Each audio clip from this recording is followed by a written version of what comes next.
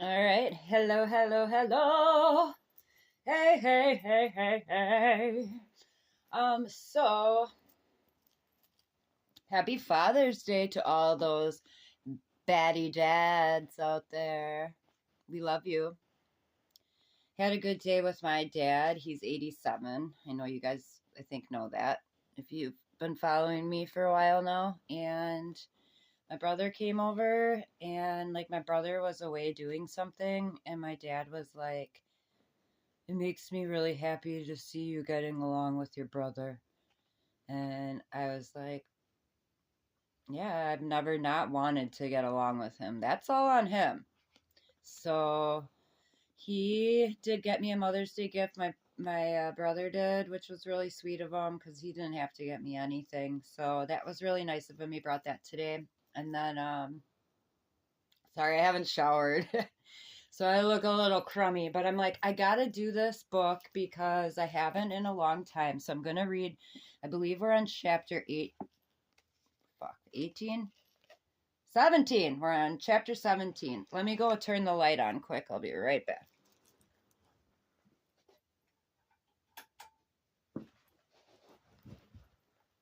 Okay, that's a little better, isn't it?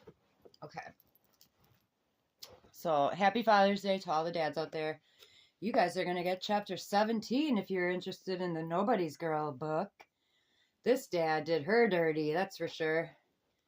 He wasn't there to help her. But I will say happy Father's Day to Robbie because that is her husband and they have 3 kids together. So he's doing it all by himself now, I think. I don't know if he's dating anybody new. But anyways, let's get into it because we don't got a ton of time. It's a pretty long chapter. Don't mind my hair and my face and all that. Anyways, okay. One sec.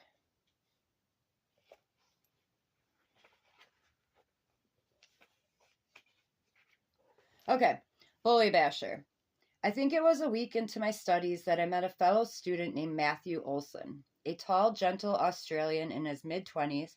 Matt and his best friend growing up had to come to Chiang Mai together. He said partly so Matt could do his teacher training at ITM. One afternoon, as we were finishing our lessons, Matt asked me and another student if we were up for an excursion. He said his best friend Robbie was studying Thai boxing at a nearby Muay Thai gym, which was having a competition that night. It'll be big fun, he promised, writing down the address for me. I said I'd think about it. I wasn't very interested in martial arts, but later, finding myself with nothing else to do, I put on a little mascara and hired a tuk-tuk. A tuk-tuk! Remember that one? Tuk-tuk! Tuk-tuk! Tuk-tuk, tuk-tuk. I'm going to say tuk-tuk. It just sounds cuter, I think. Tuk-tuk is like, bleh. So, all right, maybe, I thought, as we wound through traffic, I can convince the gang to go clubbing afterward. Thinking back now, it's funny to me that those were my highest hopes as I arrived 20 minutes later at the address in a Serafi district. I'll put it out. I can't read and smoke. You guys know that. I just can't do it.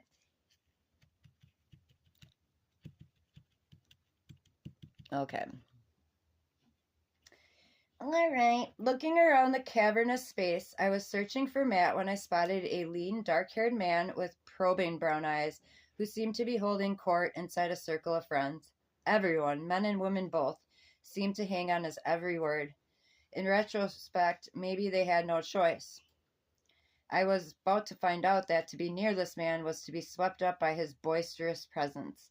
But even at a distance, before I knew who he was, I felt instantly drawn to him. A fight began, and I tried to apply what Matt was explaining about Muay Thai. Am I saying that right? Muay Thai? Something about it being the art of 8 limbs, because fighters use fists, elbows, knees, and shins to what I was seeing in the ring. But when I turned my head, my eyes settled again on the dark-haired stranger. Matt must have seen me looking because he said, "That's my friend Robbie." Matt has since told me that at that same moment he was noticing something strange. Matt knows Robbie like a brother. They won to and dropped out of high school. Oops, these are parentheses. If I go like this, that meant it was in parentheses. If I need to do that, I guess. Otherwise, I'll go like this for the quotes. Okay. So Matt knows how much Robbie likes to analyze other fighters' moves. Usually during a bout, it was impossible to tear Robbie's eyes away from the ring. But on this night, Matt saw that Robbie was uncharacteristically distracted.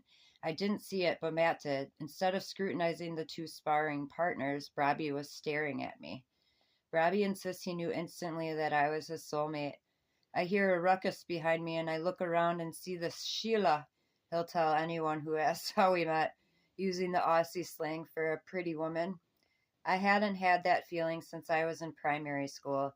I got these butterflies in my belly and I was just like, she's it, the embodiment of beauty. Jenna was special. Even before I spoke to her, I just knew. At this point, he usually pauses for effect, raising his dark eyebrows before adding with a laugh, so I played hard to get. Of course he did.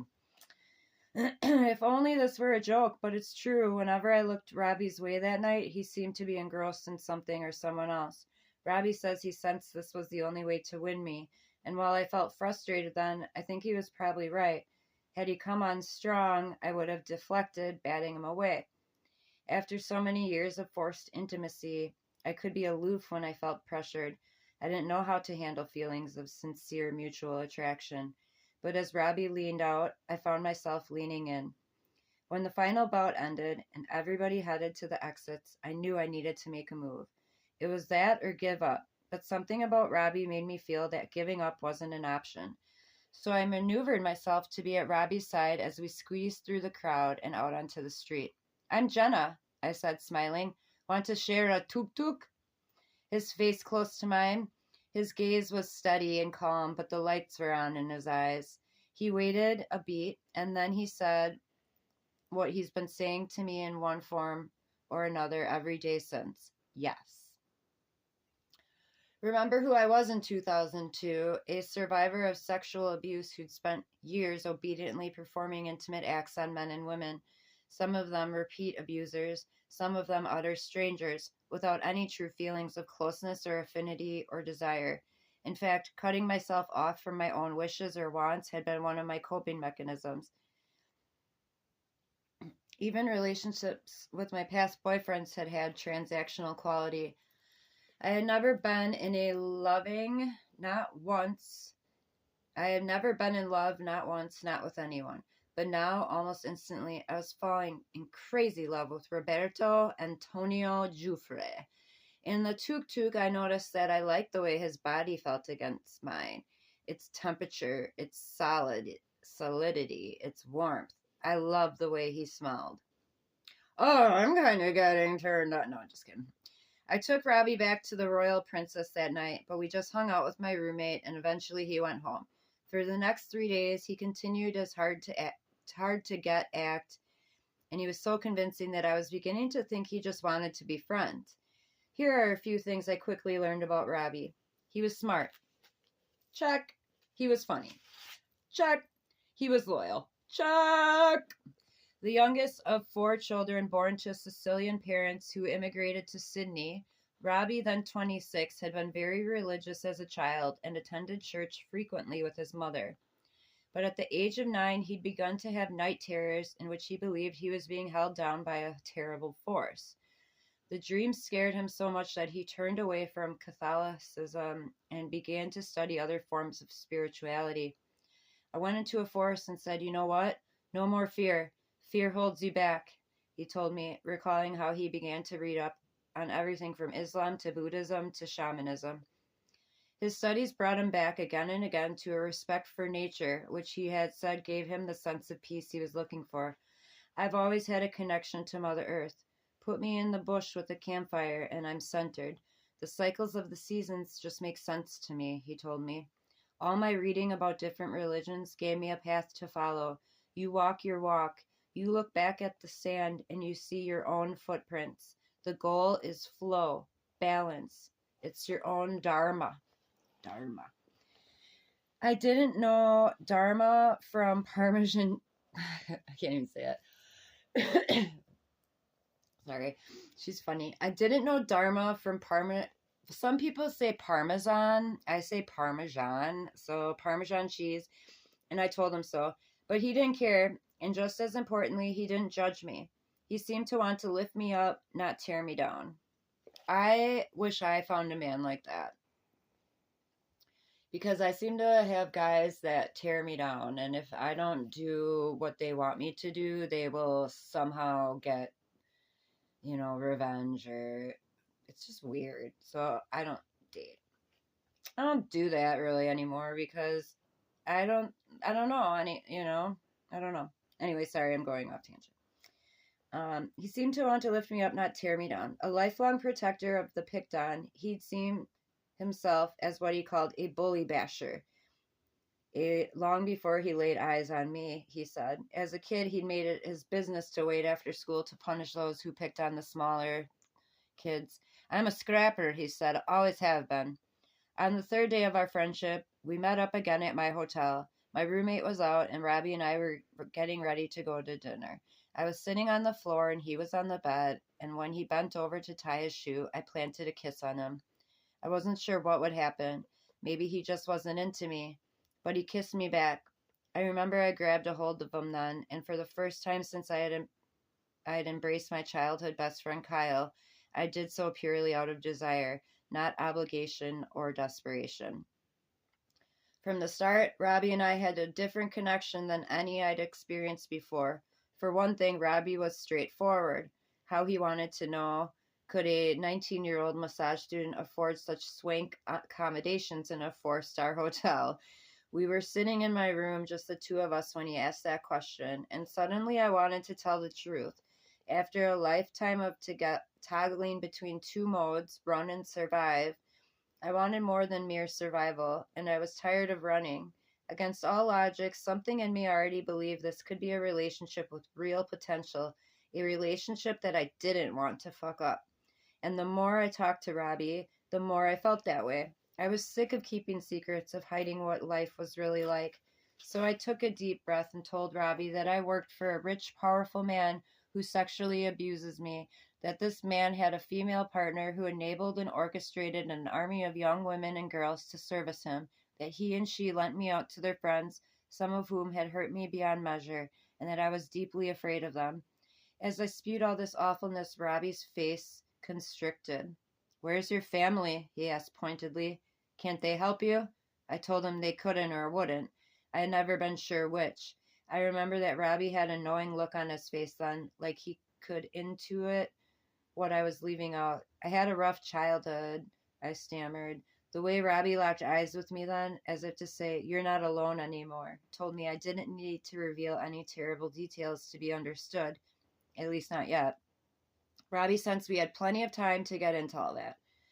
At first glance, Robbie and I were complete opposites. Me, the slight, fair-haired waif. Him, the muscle-bound athlete whose body was covered in a silky carpet of dark fur. But we fit together. I felt like a different Jenna when I was with Robbie. I had never met anyone like him. When we made love for the first time, he asked me something no other person had ever asked. What I did and didn't like in bed. And as it turned out, there were lots of things I didn't like, things that reminded me of past non-consensual encounters, but I didn't share that with Robbie yet. I still believe that my role was to focus on my partner's pleasure, not my own. Oh boy, did she waste that time. Well, she couldn't help it 'cause she was in that. It's about you and your pleasure, girl. Guys are whatever. Anyway, sorry. My understanding of loving and feeling loved was extremely limited. For so long, I had only been seen as good if I did what was required of me, no matter how painful or upsetting. 1 second, I gotta take a sip. Okay. Now, here came a man who claimed he didn't require me to do anything. He wanted me to be myself, he said. I didn't admit it to Robbie then, but it had been years since I knew who myself was.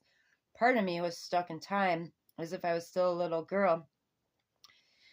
I knew I felt safe when I was with Robbie, though, and I hadn't experienced safety since I was 6 years old, sitting on top of Alice. That was her horse. Giddy up. All right. Robbie asked me more questions about Epstein and Maxwell. How often did they check in on me? How soon was I expected to return to the United States? I remember I was crying as I told him I wasn't sure how I could ever break free from Epstein and Maxwell's web, but Robbie shook his head. You don't have to live that way, he said, taking my hand. Come back to Australia with me. A week into knowing each other, he dropped down onto one knee and proposed.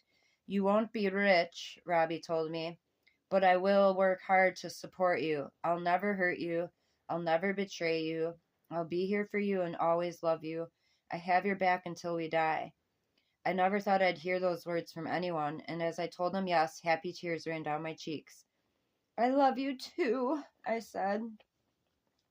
Some people, when they hear our story, marvel at how quickly we moved after that. After all, it's no small task to plan a wedding, especially in a country whose language you don't speak. And then there's the fact that we barely knew one another. But Robbie and I shared a belief that we had been destined to meet and be together. Fueled by that certainty, we found a seamstress to sew me a simple white halter dress and to tailor a dark olive suit for Robbie. I picked the color to match the green flecks in his eyes. I brought him a necklace with a Buddha pendant. He gave me a Thai gold ring that had sapphires arranged in the shape of a heart. It would eventually turn my finger green, but it was all that we could afford. And on October 16th, 2002, just 10 days after first laying eyes on one another, we hired a translator named Charlie and stepped aboard a tram that would take us to the top of a mountain. Our destination, okay, bear with me. Wat Phra That Doi Suthap, the glorious temple where we'd be married. Doi Suthap, as the temple is known, is a holy place marked by gilded pagodas, statues, and shrines. According to legend, it exists because in the 14th century AD, a monk named Samananathera had a dream that he was supposed to go to the city of Pangcha to look for a relic. He followed the premonition and found what many believed to be the Gautama Buddha's shoulder bone. And when the reigning king of Thailand heard of the discovery, he had the monk bring it to him. Half the bone, which had split in two, was placed on the back of a white elephant, which was then set free.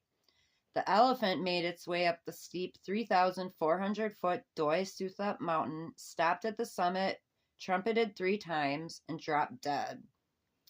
Seeing this as a good omen, the king ordered that a temple be built there in the year 1383. My favorite part of the legend was that the Buddha's shoulder bone was said to have magical powers. Among them was that the bone was able to vanish. Ooh, that's pretty interesting. I was going to say, why don't you keep the bone? Keep that bone, yo. All right. On my wedding day, I was determined to do the same.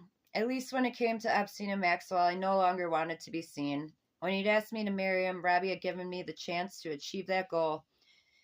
We were 2 people from 2 different countries who'd met in yet a third country and had fallen in love almost overnight. For days, we had been swept up by one another as if there were no one else on earth but us. That's the best feeling. I love that. Today, we would become husband and wife. As the tram ascended, I look at my reflection in its glass windows. My new dress fit perfectly. My hair was mostly up with a few tendrils falling around my face, and I wore a crown of baby's breath and small yellow and purple flowers. The vision made me cry again, overcome by the idea that I might be in control of my own life at last. Confused, Robbie asked if I was having second thoughts. Not at all, I reassured him. But until you, I thought weddings were for other people, not for me. I felt like I was inhabiting a dream. Sorry, we're almost done. When we reached the mountain summit, we each tied 7 strings around one another's wrists, as Thai brides and grooms do. Each string signified something we hoped for: long life, enduring love, friendship, fertility, prosperity, sustenance, freedom. When we exchanged vows inside the temple, kneeling in front of a monk who wore flowing orange robes, they told us we were the first Westerners ever to do so. Matt, our only witness, used one of my fun savers to take our picture. After the short ceremony, we descended into the city again. We called our parents. Robbie's in New South Wales, Australia, mine in Florida, and after they recovered from their astonishment, each one of them wished us well. Robbie took me out for ice cream, then we headed back to the Royal Princess. Opening the door to her room, I saw nothing but rose petals. On the threshold, strewn from the doorway to the bed and arranged in a heart shape on the coverlet. Robbie had asked the hotel to turn our room into a bridal suite, and boy, did they pull it off. When we flung ourselves on the bed, sending those rose petals flying, I had never felt so tethered to another human being. I only hoped I could make Robbie happy. Our wedding day was almost over when I realized I had one more call to make. Robbie had made clear that he needed to hear me tell Epstein and Maxwell goodbye. He wanted that for himself, he said, but also for me. I had a right to assert myself, he said, to choose my own path. Robbie believed it would be good for me and for us if I said so out loud. I agreed with him in principle, but still I hesitated. Even with 8,000 miles between us, I was afraid of them. Finally, I dialed Epstein's cell phone. I felt a churning in my gut as I waited for him to answer. She probably just had to take a shit. Would he yell? More likely, he'd threaten. I knew he would stop paying my way at the Royal Princess. Robbie and I were prepared for that. But could I truly sever my ties to the powerful people who'd ruled my life for more than 2 years? I still wasn't sure. A few tense moments passed before Epstein picked up. "Hello?" he said, and his voice, that smug Brooklyn growl, sounded impatient. "I fell in love and got married, Jeffrey," I blurted out. "I'm never coming back." There was the briefest pause. "Have a great life," he said, then a click. Epstein hung up on me. We wouldn't speak again for more than 5 years. So she went back to him, sounds like. Or was that because of the court case that came out then? Anyways, that's the end of chapter 17.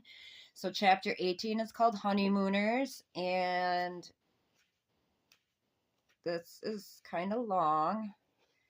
So I will try to do it in a better fashion. I know this one took me longer to do than normal, and I'm very sorry for that. So I will hopefully get that out within the next week. Okay, so yeah, don't think I really need a trigger warning on this one, so I won't put one on for the video, although I should just do it just for all of them. I think that would just be easier. Anyways, I will talk to you guys soon. Have a happy Father's Day and love you.